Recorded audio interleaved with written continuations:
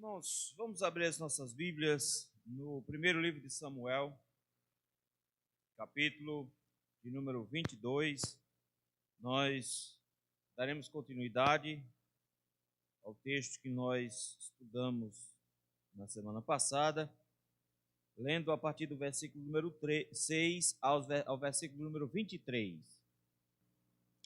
Diz assim o texto bíblico: Ouviu Saul que Davi e os homens que o acompanhavam foram descobertos. Achando-se Saul em Gibeá, debaixo de um arvoredo, numa colina, tendo na mão a sua lança e todos os seus servos com ele, disse a todos estes: Ouvi e peço-vos, filhos de Benjamim, dá-vos-á também o filho de Jessé, a todos vós, terras e vinhas, e vos fará a todos chefes de milhares e chefes de centenas, para que todos tenhais conspirado contra mim? E ninguém houve que me desse aviso de que meu filho fez aliança com o filho de Jessé, e nenhum dentre vós há que se doa por mim, e me participe que meu filho contra mim instigou o meu servo para me armar ciladas, como se vê nesse dia. Então respondeu Doeg, o edomita, que também estava com os servos de Saul, e disse: Vi o filho de Jessé chegar a Nobe, a Aimeleque, filho de Aitube. E como Aimeleque, a pedido dele, consultou o Senhor, ele fez provisões e lhe deu a espada de Golias, o filisteu. Então o rei mandou chamar Aimeleque, sacerdote, filho de Aitube, e toda a casa de seu pai, a saber, os sacerdotes que estavam em Nobe. Todos eles vieram ao rei. Disse Saul: Ouve, peço-te, filho de Aitube. Este respondeu: Eis-me aqui, meu senhor. Então lhe disse Saul: Por que conspiraste contra mim, tu e o filho de Jessé? Pois lhe deste pão e espada, e consultaste a favor dele a Deus, para que se levantasse contra mim e armasse ciladas, como hoje se vê. Respondeu Aimeleque ao rei e disse: E quem entre todos os teus servos há tão fiel como Davi, o genro do rei, chefe da tua guarda pessoal e honrado na tua casa? Acaso é de hoje que consulto a Deus em seu favor? Não. Jamais impute o rei coisa nenhuma a seu servo, nem a toda a casa de meu pai, pois o teu servo de nada soube de tudo isto, nem muito, nem pouco. Respondeu o rei: Aimeleque, morrerás, tu e toda a casa do teu pai. Disse o rei aos da guarda que estavam com ele: Volvei e matai os sacerdotes do Senhor, porque também estão de mãos dadas com Davi, e porque souberam que fugiu e não o fizeram saber. Porém os servos do rei não quiseram estender as mãos contra os sacerdotes do Senhor. Então disse o rei a Doeg: Volve-te e arremete contra os sacerdotes. Então se virou Doeg, o edomita, e arremeteu contra os sacerdotes, e matou naquele dia 85 homens que vestiam estola sacerdotal de linho.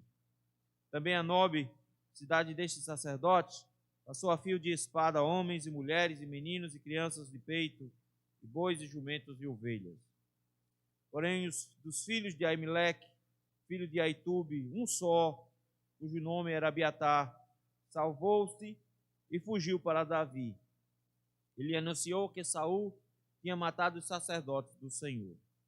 Então Davi disse a Abiatar: Bem sabia eu naquele dia que, estando ali Doeg, o edomita, não deixaria de dizer a Saul: Fui a causa da morte de todas as pessoas da casa de teu pai. Fica comigo, não temas, porque quem procura a minha morte, procura também a tua. Estarás ao salvo comigo. Vamos orar? Senhor meu Deus, nós te louvamos e bendizemos nesse instante, Senhor, porque tu tens sido muito bondoso para conosco. O seu amor e o seu cuidado tem nos amparado em todo o tempo. O Senhor tem nos protegido e nos amado. E mesmo em meio às lutas, dificuldades, pressões, preocupações da vida, podemos ter a certeza de que o Senhor está conduzindo todos os eventos e o Senhor está nos protegendo e cuidando de nós. Mesmo quando o mundo inteiro se levanta contra o Senhor e contra o seu ungido, e tenta, Senhor, destruir o teu povo. Senhor, nós temos a felicidade de saber que a tua presença conosco é o que nos basta. Por isso, ajuda-nos, ó Senhor, e nos abençoa no nome de Jesus. Amém. Queridos, a forma como os inimigos do Senhor agem não muda. Ela pode mudar um pouco nos seus métodos, vez ou outra na forma como vai aplicar. Mas nós não podemos achar que o mundo que jaz no maligno, que vive no pecado, tem qualquer tipo de simpatia pela Igreja de Cristo. Não, não possui. Nos únicos momentos em que o mundo pode demonstrar algum tipo de simpatia pela Igreja é no momento em que a Igreja está se corrompendo e aprendendo com o mundo. Porque quando a Igreja ela é fiel, a atitude natural do mundo é de perseguir a Igreja. E ela faz isso justamente porque, o mundo faz isso justamente porque ele vive em função de Satanás, que o instrui, que o orienta, que o conduz. E a inimizade entre Deus e Satanás é muito antiga. E que quando ele não conseguiu o seu sucesso contra Deus, ele avança justamente contra o povo de Deus no Jardim do Éden.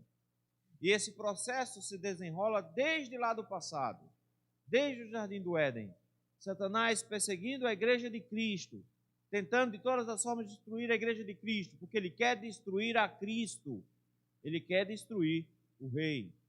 Mas como ele não consegue, porque Deus utiliza dos planos dele, inclusive, para glorificar o seu Filho, ele permanece nessa mesma luta e ficará assim, até o dia em que Cristo voltar e levar de vez a sua igreja e proteger de forma definitiva a sua igreja. Nós vemos um desses eventos aqui acontecendo no capítulo número 22. Capítulo 21, Davi está fugindo. E nessa fuga, ele se utiliza de várias estratégias, algumas ruins. Por exemplo, ele se utiliza da mentira no início do versículo de número 1 ao versículo de número 7.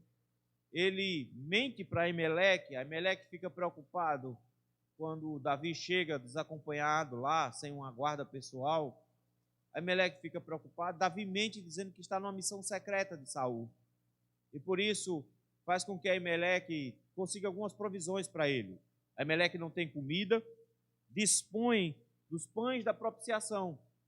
E é interessante que não era para nenhum homem fora do sacerdócio comer desses pães. Mas o próprio Jesus elogia a atitude de Aimeleque, mostrando que antes do que princípios de religiosidade está o cuidado próximo, o amparo ao próximo. Aimeleque ainda consegue uma espada que pertencia a Davi, não pertencia a outra pessoa, porque a espada de Golias era herança de guerra de Davi, era espólio. E Davi pegou a espada para si, e foi Davi que levou a espada até o sacerdote. Então, não era de outra pessoa, essa espada já era de Davi. Mas, meus irmãos, o texto nos disse no versículo número 7 do capítulo 21, que havia uma pessoa lá. Versículo 7 diz assim: achava-se ali naquele dia um dos servos de Saul, detido perante o Senhor, cujo nome era Doeg, edomita, maioral dos pastores de Saul. Aí, quando ele disse que Doeg estava lá, a gente fica sem entender. Por que ele parou para dizer que Doeg estava na cidade de Nobe? O versículo número 6 do capítulo 22 vai explicar por que o narrador disse que Doeg estava lá atrás. Ele estava preparando o terreno para o que vai acontecer agora no capítulo 22, a partir do versículo 6. Esse é um dos eventos mais tristes. É impossível você ler esse texto sem ficar triste. É um dos textos mais tristes da Bíblia. É um texto triste por dois motivos. Primeiro, porque nós vemos uma grande tragédia acontecendo. Nós vemos uma cidade inteira sendo destruída. E, em segundo lugar, uma tragédia. Para você ver o nível em que alguém que está desviado do Senhor, que foi abandonado pelo Senhor, ele pode chegar. Quando uma pessoa que ama somente a si mesmo, como ela pode ser conduzida por Satanás para a destruição do povo de Deus? mas também, ao mesmo tempo, esse texto nos apresenta como o plano de Deus é perfeito, onde ele executa a sua vontade de forma milimetricamente planejada e transforma todas as coisas mais em coisas boas, como nós temos visto. Vejamos aqui no texto essa tragédia do coração de Saul e do coração de Doeg e como eles avançaram contra os sacerdotes do Senhor. No versículo número 6, Saul teve a informação de que Davi estava fugindo e por onde Davi estava passando. Nós já vimos Davi passar por vários lugares. Primeiro, indo para Nob, a partir do versículo número 1. Depois de Nob, ele foi para Aquis, uma cidade já no poder filisteu. Depois ele vai para Gate. Depois de Gate, ele vai para a região de Moabe, versículo número 3. Lá na região de Moabe, um profeta chamado Gade diz para ele que ali não era o lugar que ele deveria ficar, mesmo sendo um lugar seguro. Ele deveria sair do lugar seguro e voltar para a região de Judá. E o texto diz que ele então vai para um bosque de Hierete. Saul está sabendo das movimentações de Davi agora. Saul já soube que Davi foi até Moabe e voltou, e que está na região de Judá. É perigoso Davi na região de Judá? É, porque nós já descobrimos que a família de Davi entendeu que não tem proteção longe de Davi. E por isso mesmo ela já se juntou a Davi, por isso que Davi foi para Moabe. Então a família de Davi já entendeu que precisa estar com Davi. Davi não está mais só, já tem 400 homens da região que estavam insatisfeitos com Saul, ou estavam endividados, ou estavam com problemas, que se juntaram a Davi também. Além disso, já tem um profeta do lado de Davi. Gade está acompanhando Davi. Davi tem um profeta.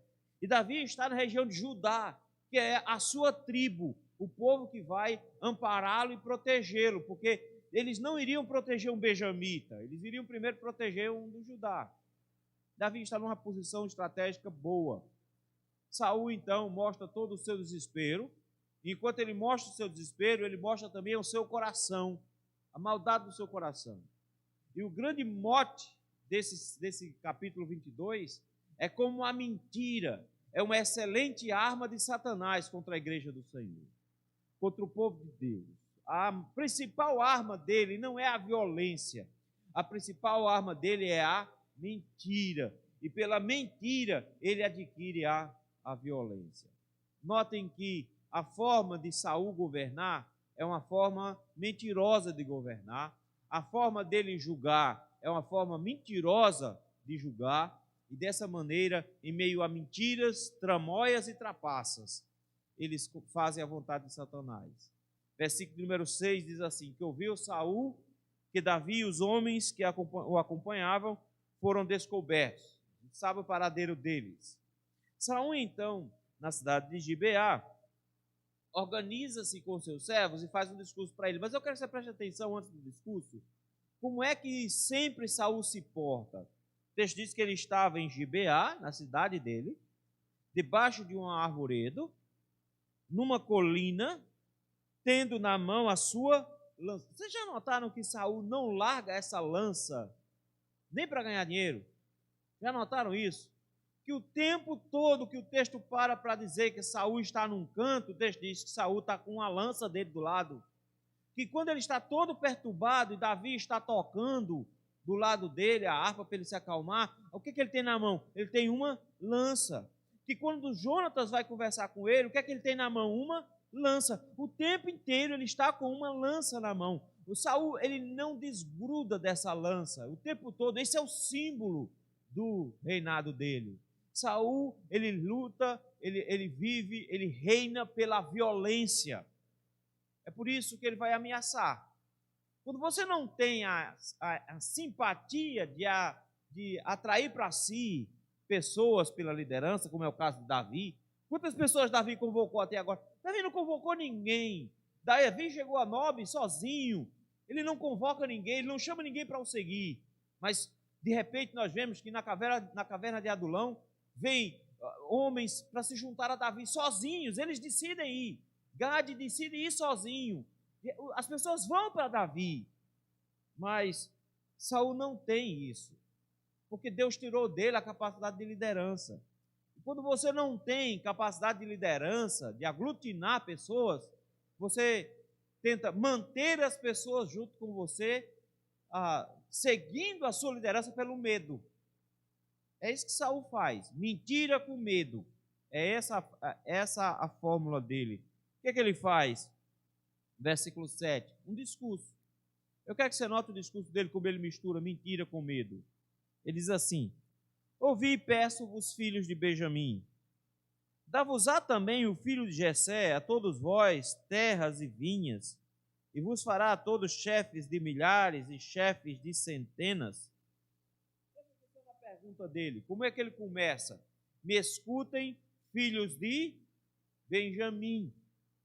Lembrem, meus irmãos, que essa é a tribo de Saul e que essa não é uma tribo boa. No final do livro de Juízes, nós vimos que um sacerdote teve a sua esposa estuprada e morta numa cidade de Benjamim. E que ao invés dos benjamitas assumirem uma posição ética e moral e punirem os estupradores, resolveram lutar contra Israel inteiro para proteger os estupradores. E que Israel inteiro avançou contra Benjamim e destruiu a tribo. Sobrou foi um grupo muito pequeno de homens escondidos em uma pedra.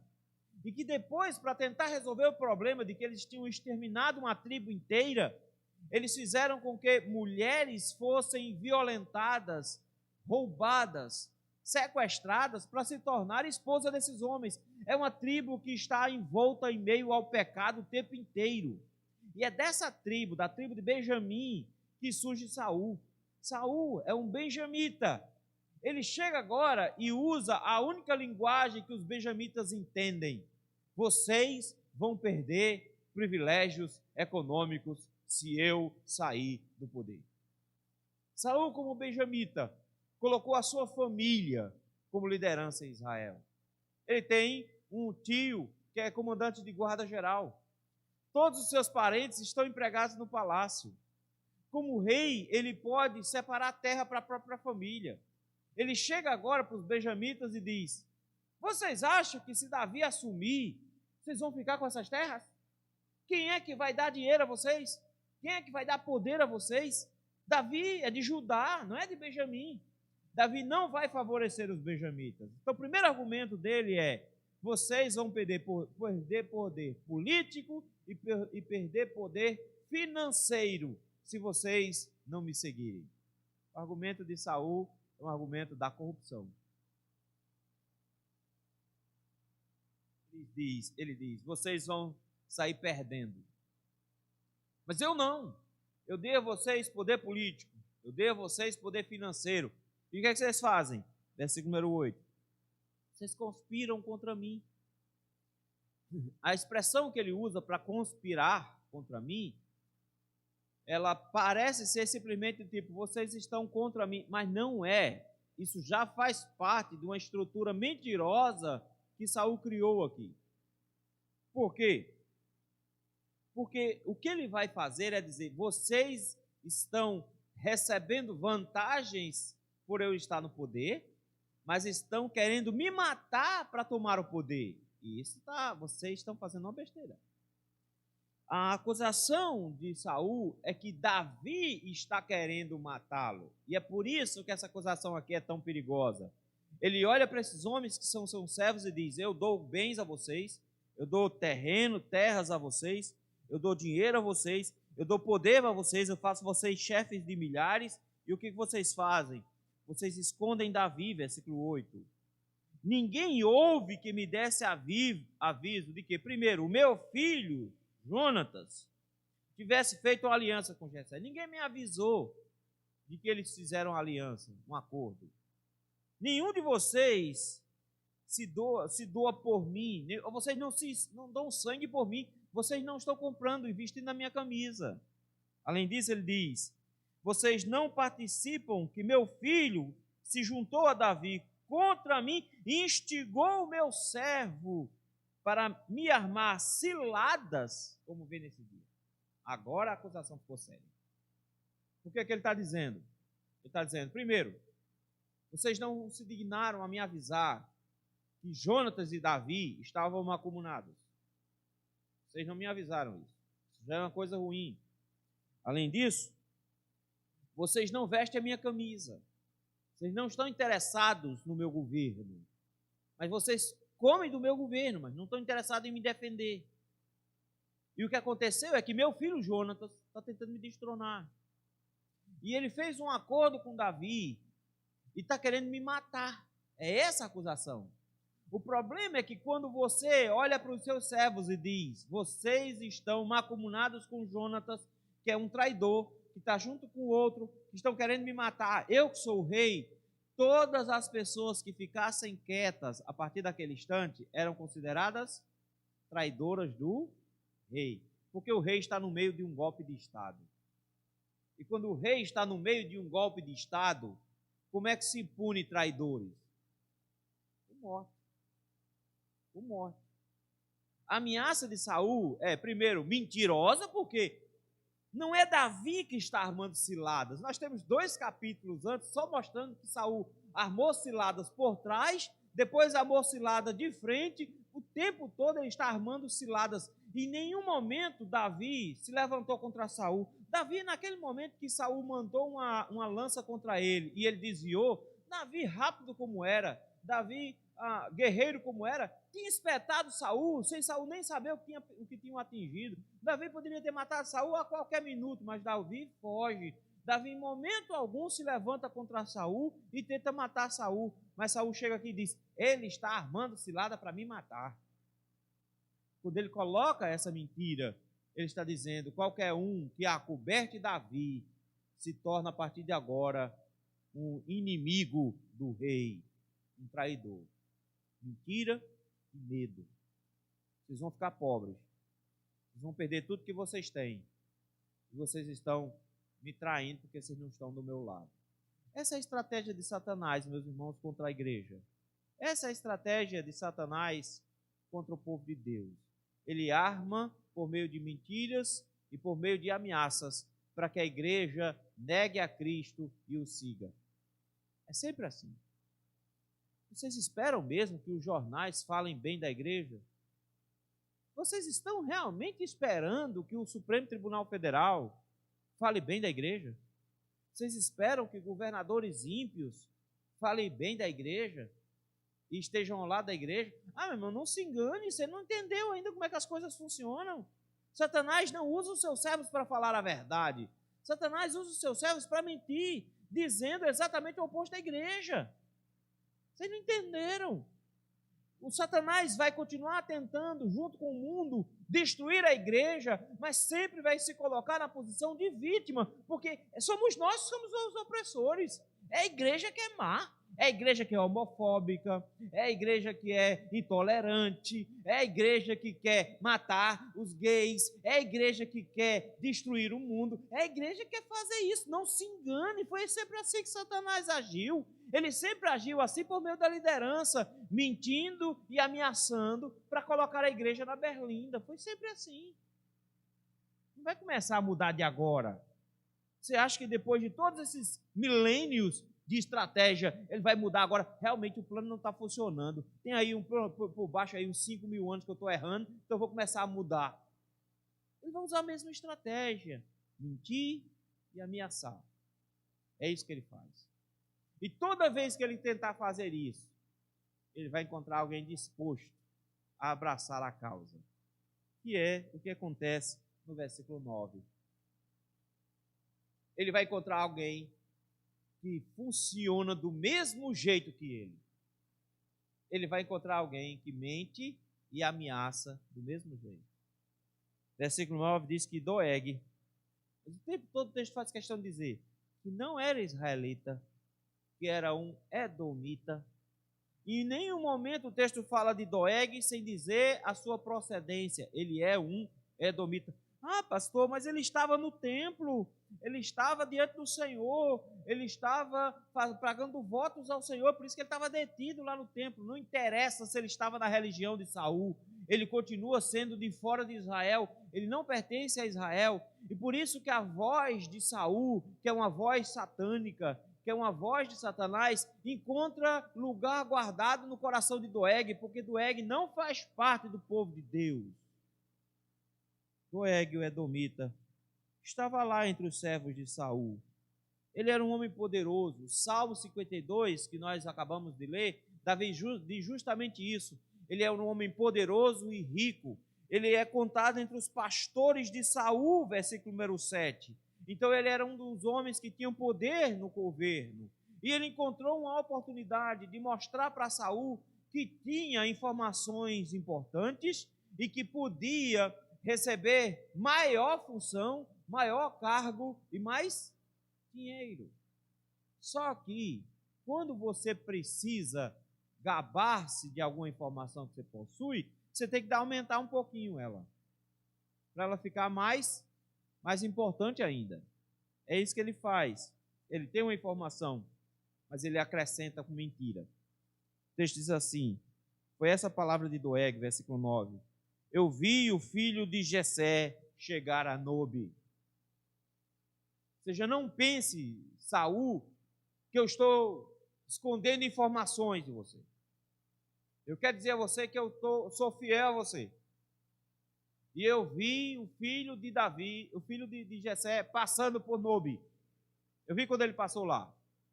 Agora, não foi só quando eu vi que ele passou lá, mas eu tenho informações do que aconteceu lá. E aí vem. Aimeleque, o filho de Aitube, o recebeu. Só que olha agora como é que as coisas funcionam, como Satanás faz com os seus servos. Os instrui a misturar verdade com mentira. Porque a mentira sozinha não é tão perigosa, porque ela é fácil de ser desmascarada. Mas quando a mentira vem misturada com verdade, ela fica muito mais difícil de ser descoberta. Qual foi a mentira? E como Aimeleque, a pedido de Davi, consultou o Senhor. Isso é verdade ou é mentira? Isso é mentira. Em nenhum momento o texto diz que Davi pediu para o sacerdote Aimeleque consultar o Senhor. Nenhum momento. Pode ser que a Doeg tenha visto Aimeleque pegar a estola, porque onde é que estava a espada? Por trás da estola. Pode ser que ele tenha visto Aimeleque pegando a estola, e na estola é onde ficava o ourinho e o tumim, que se podia consultar o Senhor. Pode ser que ele estava enganado. Não, ele não estava enganado. Porque se ele viu pegar a estola, ele não viu a consulta. Ele mentiu. Porque o sacerdote não consultou. Porque o sacerdote só consultava o Senhor se fosse uma causa nacional e se fosse um rei, uma autoridade pedindo. De forma que se Aimeleque fosse consultar o Senhor para Davi, estaria reconhecendo Davi como rei. E estava reconhecendo que o que Davi estava fazendo era uma ação para a nação. Davi está dizendo que está numa missão particular, mas não pede a Aimeleque que consulte o Senhor. Não pede. Porque não tem direito. Mas Doeg chega aqui e diz, ele consultou o Senhor. Ele consultou o Senhor. E não só isso. Fez provisões a Davi. Gente, que provisão é essa? 5 pães. 5 pães. Mas quando ele coloca, parece que ele fez uma feira, colocou em cima de um animal e entregou para Davi ter provisões para caminhar. Foram 5 pães para um camarada que estava morrendo de fome. Mas ele não vai dizer isso. Ele simplesmente diz, fez provisões a Davi. É uma verdade?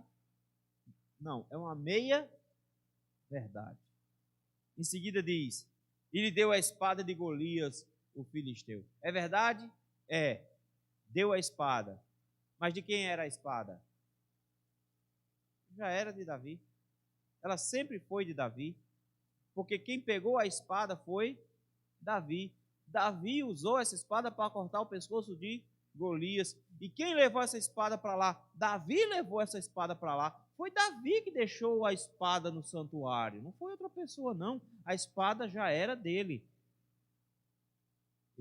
Davi foi amparado por Aimeleque, que consultou o Senhor, que deu provisões e armou Davi. Ou seja, qual é a melhor forma de ganhar poder com um rei corrupto? É denunciando os outros. Denunciando, no caso aqui, um inocente. Saul está repleto de ira, como é próprio de alguém que está possesso de Satanás. O rei mandou chamar Aimeleque, o sacerdote, mas não mandou chamar só ele. O texto diz que mandou chamar toda a casa do pai dele, os sacerdotes que estavam em Nob. Todos os sacerdotes foram chamados para vir de Nob e para Gibeá. Todos eles, muitos homens, todos os que estavam a serviço do Senhor foram convocados. Qual a necessidade de convocar todos esses homens? Nenhuma. Mas Saul quer mostrar poder, ele quer intimidar. E o que é que ele faz? Chama todos os sacerdotes. E de cara, no versículo de número 12, ele humilha os sacerdotes do Senhor. Olha o que ele faz. Disse Saul: ouve, peço-te, filho de Aitube. Você notou que desde o momento em que Saul está com raiva e querendo matar Davi, ele não chama mais de Davi, não chama mais Davi pelo nome. Ele chama o tempo todo de filho de Jessé. Não chama mais pelo nome. E ele faz a mesma coisa aqui com o sacerdote. O nome do sacerdote é Aimeleque, o amigo do rei. É isso que significa o nome dele. Mas ele não o chama de amigo do rei. Ele chama-o pelo nome do seu pai, filho de Aitube, filho de um bom amigo. O seu pai era meu amigo. Você não merece o seu nome. Eu não chamo você pelo seu nome. Isso é uma forma de humilhação. É dizer, você não tem um nome a zelar. Você não é alguém importante. O seu pai é, você não. E porque você não é importante, eu preciso que você me preste relatórios agora. Você me diga o que é que você está fazendo. Ele diz assim, responde-me. E como é que o sacerdote responde? Responde com humildade. O sacerdote não tinha dever nenhum de responder, porque eram autoridades em pé de igualdade. O sacerdote era autoridade diante do Senhor. Esse era o sumo sacerdote. Mas ele chega simplesmente e diz, eis-me aqui, meu Senhor, eu estou a seu serviço. Iniciam-se as acusações, versículo 13. Por que conspiraste contra mim, tu e o filho de Jessé? Por que você está querendo me matar? Porque você deu pão a ele, você deu uma espada a ele, você consultou a favor dele a Deus, para que se levantasse contra mim e me armasse ciladas, como hoje se vê. Que ciladas eles armaram? Mentira! A acusação, ela é mentirosa. Ela é uma parte da mentira de Doeg com a mentira dele. A mentira de Doeg consultou o Senhor, armou a Davi, deu provisões a Davi. Era mentira. Mas agora ele acrescenta, você está armando ciladas, também é mentira. Uma acusação mentirosa.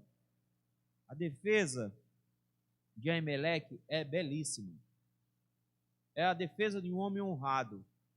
Porque a primeira coisa que eu e você teria dito foi, Davi me enganou. Era ou não era isso? A primeira coisa que eu e você teria dito era, não se preocupe, Saul, mas Davi veio mentindo. Porque o que foi que Davi fez para Aimeleque? Davi mentiu. A primeira coisa que ele poderia ter dito é, Davi me enganou.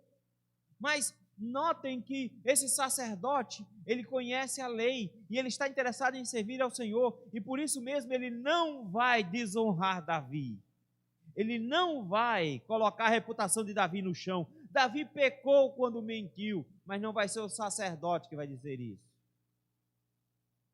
Porque no mandamento, onde eu devo honrar o meu próximo, eu devo cuidar da reputação dele.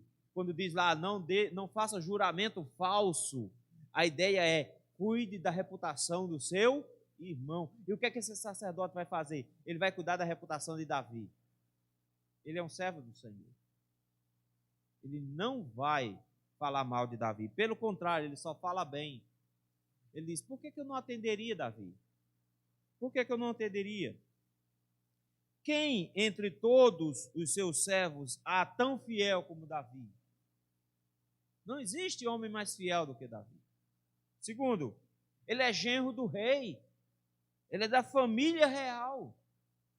Terceiro, ele é chefe da tua guarda pessoal. ele é homem de confiança do rei.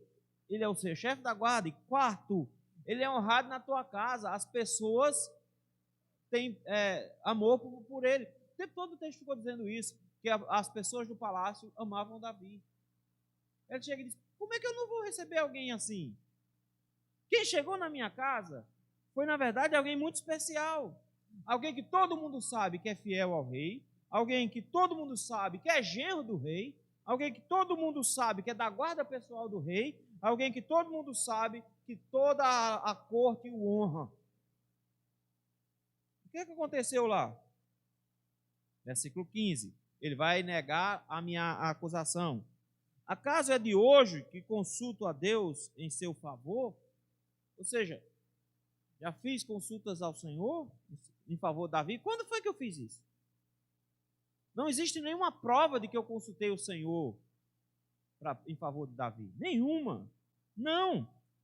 Aí ele vem, jamais impute o rei coisa nenhuma a seu servo, nem a toda a casa de meu pai. Ou seja, não acuse de forma mentirosa, nem a mim, nem a casa do meu pai, pois o teu servo de nada soube de tudo isso, nem muito nem pouco. Ou seja, eu estou completamente inocente, eu não conheço. Esse é o sentido da palavra inocente. Eu não tenho conhecimento de nada. Eu não sei o que está acontecendo, eu não sei das tramóias do palácio, eu não sei o que está rolando por trás, eu nunca consultei o Senhor a Davi e eu não sei o que está acontecendo. Saul está preocupado com isso? Não, Saul não está preocupado com isso. Saul já tem uma sentença antes de começar a falar. Versículo número 16, ele diz, Aimeleque morrerás, tu e a casa do teu pai. Sabe o que é triste nisso aqui? Que, de acordo com o texto bíblico, ninguém deveria ser punido pelo pecado. A casa de um pai não deveria ser punido pelo pecado de um filho. Não podia ser punido. Quem cometeu o pecado, teria cometido o pecado contra Saul, foi Aimeleque. Quem deveria ser punido? Aimeleque. Mas Saul chega aqui e diz, eu vou punir todo mundo. Vou punir todo mundo. E qual é a pena? A pena maior. A pena capital. Vai morrer Aimeleque, e ele diz, e vai morrer Aimeleque e toda a casa do teu pai. Vai morrer todo mundo. É então que ele dá a ordem no versículo 17, mas olha que interessante. Ele dá a ordem, mas a guarda do rei não cumpre a ordem. Por que não? Eu quero que você preste atenção que Saul não é um louco. Saul é um ímpio. Isso é diferente. Saul é um agente de Satanás. Ele está prontamente contra o povo de Deus. Olha a expressão que ele usa aí. Disse o rei aos da guarda que estavam com ele, volvei e matai quem? Os sacerdotes do Senhor. Ele não diz, virem-se e matem esses traidores. Ele não diz isso. Ele diz, virem-se e matem os sacerdotes do Senhor. Os homens que servem a Deus. Aqueles que estão a serviço de Deus. Por meio da mentira, Saul agora dá uma ordem de morte. E o que acontece com o povo de Deus? Morre inocente. A guarda não quis assumir. Eles não são loucos de tentar matar os sacerdotes do Senhor. Não era só o sumo sacerdote, era todos os sacerdotes. Naquele momento, o que Saul estava fazendo era encerrando a adoração em Israel. Como é que se adora em Israel? No templo. Quem faz essa adoração? Os sacerdotes. O que é que Saul está dizendo? Matem todos os sacerdotes. Acabou a adoração a Deus em Israel. Ninguém tem coragem de fazer isso, a não ser Doeg. Versículo 18. Quando ninguém obedeceu, veja que é um rei sem moral, né? Ele dá uma ordem para os soldados, e os soldados não obedecem, porque sabem que o que está acontecendo não é justo. Esses soldados estão dispostos a morrer, mas não estão dispostos a matar um sacerdote. Mas Doeg não. Quando ele dá a ordem para Doeg, o texto nos diz que Doeg então se virou e arremeteu contra os sacerdotes e matou naquele dia 85 homens que vestiam estola sacerdotal de linho. Eu quero que você note duas informações que traz aqui por trás disso aqui. Eram 85 homens, mas o texto diz que eles estavam vestidos de estola sacerdotal de linho. Eles estavam vestidos para adoração. Eles estavam vestidos para o culto. Essa informação é muito importante aqui. Segundo, matou todos os que estavam aptos para o culto. Ou seja, quem tinha entre 20 e 40 anos, todos os que estavam dispostos para adoração, todos eles vieram para a cidade de Gibeá. E Doeg matou todos os sacerdotes dispostos para adorar. E eles morreram com a roupa de adorar. Morreram com a roupa de adorar. Você está achando que quando Satanás se junta com os seus servos para perseguir a igreja, ele se acalma quando mata pastores? Final do versículo 19. E também foi a Nobe, cidade destes sacerdotes. E Doeg passou a fio da espada. Quem? Homens, mulheres, meninos, crianças de peito, bois, jumentos e ovelhas. Isso foi o que Deus mandou fazer. Isso foi o que Deus mandou Saul fazer lá atrás. Disse: vá, mate todos, inclusive homens, mulheres, crianças de peito, bois, jumento, ovelha, mate tudo. E quando Samuel chegou, o que é que Saul tinha feito?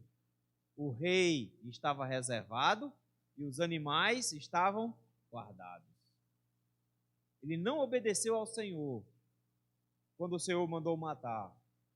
Mas quando Satanás está por detrás de Saul e luta contra o ungido do Senhor e deseja matar o povo de Deus, ele faz exatamente a ordem de Satanás. Foi lá e matou a todos. Foi vontade de Deus, meus irmãos. Porque no início do livro nós vimos de como Deus foi contra Eli. E como Eli amou mais os filhos do que a Deus. E Deus disse por meio de Samuel a Eli que estava rejeitando a família dele. E que nessa rejeição iria matar os dois filhos dele, Ofni e Finéias. E que iria destruir toda a casa dele. E que a família dele não seria mais sacerdote em Israel. Primeiro Deus matou Ofni e Finéias, lá na batalha contra os filisteus, e a arca foi levada. Um dos filhos dele já morreu quando a mãe caiu. Mas agora, toda a cidade da descendência de Eli morreu. Todos morreram. Não foi todo mundo que morreu, não. Versículo 20. Deus não iria deixar Israel sem sacerdote. Por que Deus iria permitir que Saul matasse todos os sacerdotes? Porém, dos filhos de Emelec, filho de Aitube, um só, cujo nome era Abiatar. Eis aqui uma nova linhagem de sacerdotes. Esse homem fugiu. Como é que ele fugiu? A gente não sabe. Talvez ele tenha ficado no tabernáculo para trabalhar enquanto os outros foram. Talvez ele tenha visto a mortandade e fugiu antes. O que é que nós sabemos? Ele fugiu. E o que é que você faria se o rei que estivesse te perseguindo e você descobrisse que ele estava matando sua cidade inteira? Você ia fugir para onde? Resposta: fugir para Davi. Ele vai atrás de Davi, versículo número 20. Ele se salvou e fugiu para Davi. E chegando lá, anunciou a Davi o que tinha acontecido, que Saul tinha matado os sacerdotes do Senhor.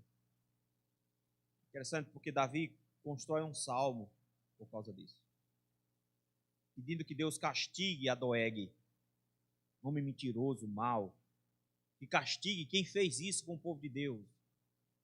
Mas Davi está profundamente triste, porque Davi sabe que foi a mentira dele que provocou isso aqui.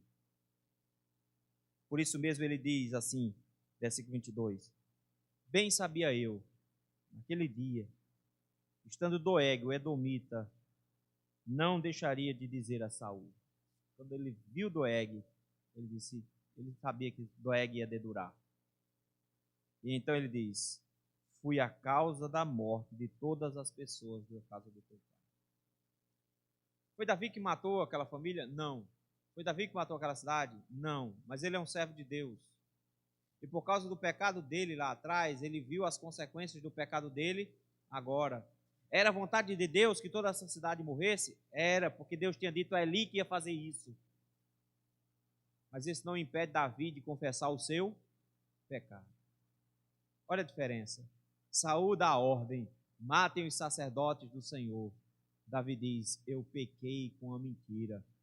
Eu sou o responsável pela morte dos sacerdotes do Senhor. Ele confessa o seu pecado. Quando se confessa o seu pecado, você tem algumas atitudes a tomar. Eu sei que as pessoas acham que não, só pedir perdão já é o suficiente. Não é. A Escritura nos orienta de que sempre que nós pecamos contra alguém, nós pedimos perdão e agimos em restituição. Então não é só uma questão de pedir perdão. Você tem que tentar consertar o que você fez de errado. Foi isso que fez Zaqueu, lembram? Se por um acaso eu defraudei alguém, restituo 4 vezes, mas ele está dizendo, eu vou fazer a restituição, eu vou tentar consertar o problema. Eu peço perdão e como parte do meu arrependimento, eu vou tentar consertar o problema. Davi tem como ressuscitar esse pessoal? Não tem. Davi, eu me sinto responsável. Mas então Davi diz, fica comigo, não temas, porque quem procura a minha morte, procura também a sua, estarás a salvo comigo. Davi agora tem a família do seu lado, Davi agora tem 400 homens guerreiros ao seu lado, Davi agora tem um profeta chamado Gade ao seu lado, e Davi agora tem um sumo sacerdote chamado Abiatar do seu lado.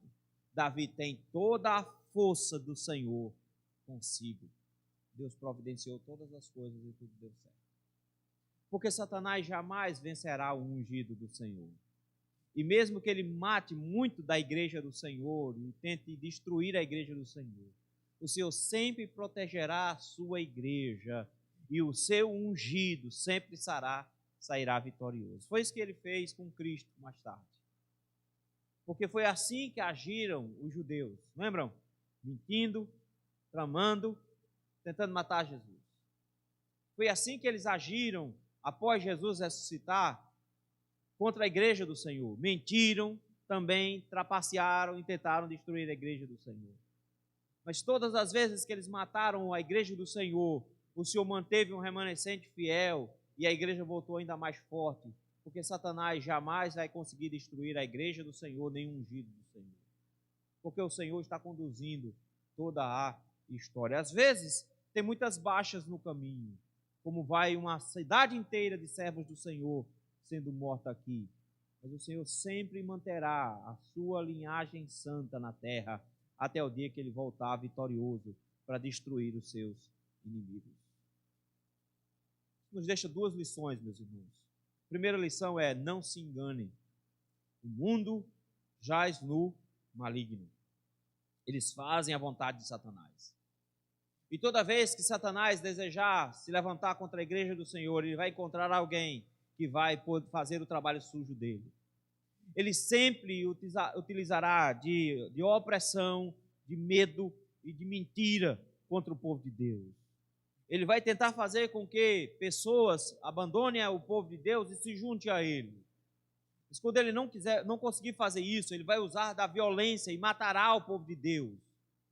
E à medida que o tempo passa, a Bíblia nos diz que nos últimos tempos, isso vai acontecer com maior frequência.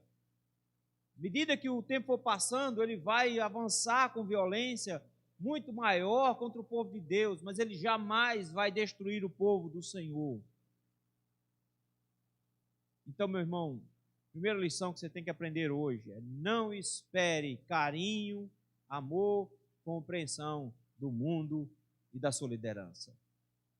O povo de Deus não pode ser bobo, ingênuo o suficiente de achar que Satanás vai dar uma trégua e que tudo vai ficar bem.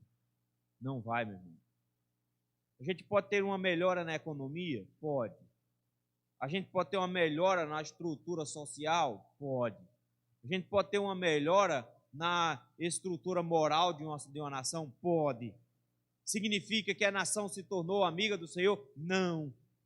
Significa só que o Senhor exerceu um pouco mais de graça, coisa que ele vinha retirando com o seu juízo. Significa somente que o Senhor resolveu nos dar um fôlego, mas o mundo continua do mesmo jeito e os governantes continuam do mesmo jeito, inimigos do Senhor, querendo destruir a igreja do Senhor. Então não se enganem, não se enganem. O mundo tem um líder, se chama Satanás. Ele levantará os seus guardas, os seus doegues, que são parte dele, e com mentira e com violência avançarão contra a igreja de Cristo. Sempre foi assim, vai continuar sendo. Mas por outro lado, tem uma lição que você precisa aprender, que não importa quando a igreja do Senhor ela é massacrada, não importa quando Satanás se levanta com seus homens para destruir a igreja, quem protege a igreja é o Senhor. E ele tem um plano muito maior do que proteger a mim e a você pessoalmente. Ele tem um plano de manter a sua igreja fiel e santa e belíssima enquanto houver vida na terra, enquanto ele não voltar. E que Satanás jamais vai conseguir exterminar a igreja de Cristo. Ele jamais vai conseguir destruir a igreja de Cristo. Porque o Senhor sempre protegerá a sua igreja, se não toda, mas pelo menos uma parte dela.